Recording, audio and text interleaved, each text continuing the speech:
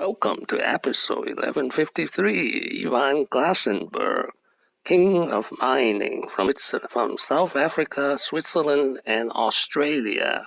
This is an outline of episode 1153. Glencore has a clear ambition to be net zero CO2 emissions by the year 2050, and we would have achieved that by reducing our coal production considerably. We also are fortunate enough to have the right commodity mix to ensure we can produce the commodities required for the renewable energy future.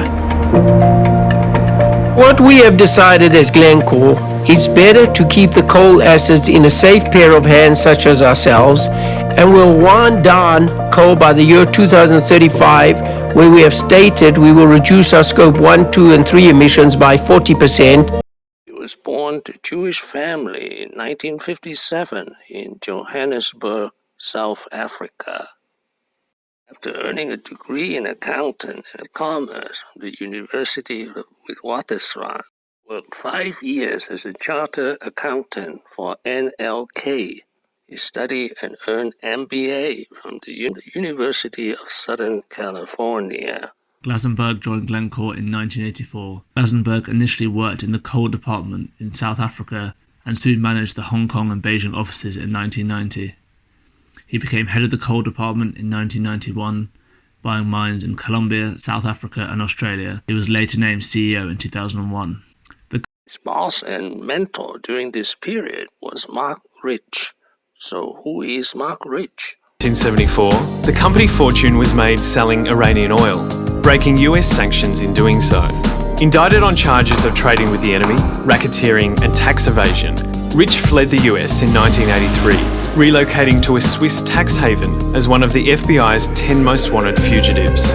Rich Glasenberg was the CEO of the secretive Glencore in Switzerland for 10 years. In 2011, he led Glencore to the largest IPO in London to a valuation of $60 billion.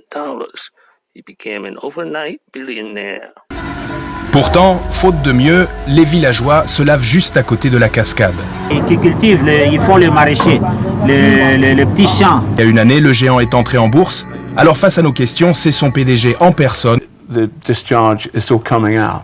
I spoke to my engineers today, and 90% clean water. Now, Glencore's $90 billion merger with Xstrata in 2013. A crash in commodity prices occurred as Chinese demand slowed, causing shares to fall sharply by 56%, the largest decline since the IPO. The usually reliable trading profits were also down to $1.1 billion from the export.